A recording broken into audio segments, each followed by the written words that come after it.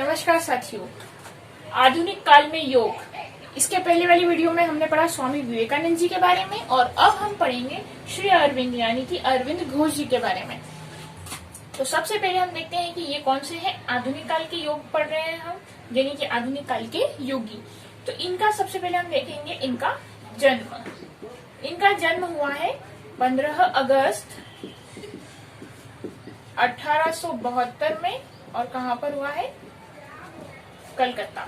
15 अगस्त 1872 को कलकत्ता में इनका जन्म हुआ है।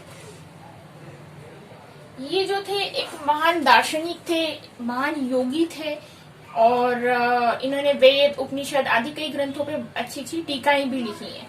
इनसे संबंधित एक महत्वपूर्ण प्रश्न ये बनता है, सिर्फ एक ही प्रश्न है, वो है इनका योग। इनका योग को इन्होंने नाम दिया था पूर्ण योग या समग्र योग। अब अरविंद घोष जी के अनुसार जो है ये पूर्ण योग या समग्र योग क्या है?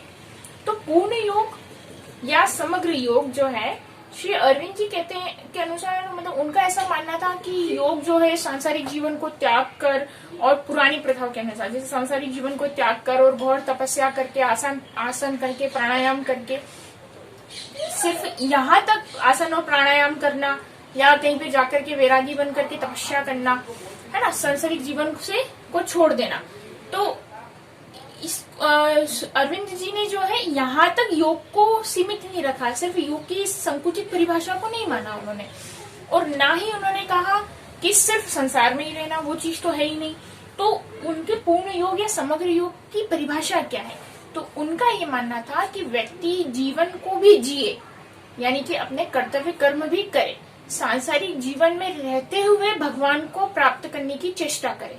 उन्होंने इसको योग कहा, यानी कि समग्र योग, यानी कि वो सांसारिक जीवन में अपने कर्तव्य कर्मों को भी करे और साथ में जो है ईश्वर को प्राप्त करने की निष्काम भावना से लगातार उन्हीं को प्राप्त करने की चेष्टा करे, यानी कि जीवन को ही भगवानमय बना दे। तो ना तो वो जीवन से या अपने कर्म बंधनों से, कर्मों से, कर्तव्यों से पीछे हटे, सिर्फ सांसारिक जीवन को त्याग करके प्राप्त करने की चेष्टा न करे। तो उन्होंने इसको दिया समग्र योग, क्योंकि वो चाहते थे कि व्यक्ति को जो जीवन मिला है वो उस जीवन को जीते हुए जो है ईश्वर को प्राप्त करने की चेष्टा करे। तो उनके योग को उन्होंने अपना नाम दिया पूर्ण योग या समग्र योग, अरविंद जी ने। इससे संबंधित बस एक ही यही मुख्य प्रश्न है कि उनका योग कौन सा था, तो वो था समग्र योग या पूर्ण योग। इसके अलावा श्री अरविंद जी की जो रचनाएं हैं वो है योग समन्वय, वंदे मातरम, ये काफी मुख्य मानी जाती है, योग समन्वय, वंदे मातरम, और द लेटर्स ऑन योगा। इसके अलावा योगिक साधना, इसके अलावा भी और है द मदर, सावित्री। मुख्य जो आ जाती है योगिक साधना, the letters on yoga, Vande Mataram, जो हमारे सिलेबस से रिलेटेड है, योग समन्वय आदि आदि।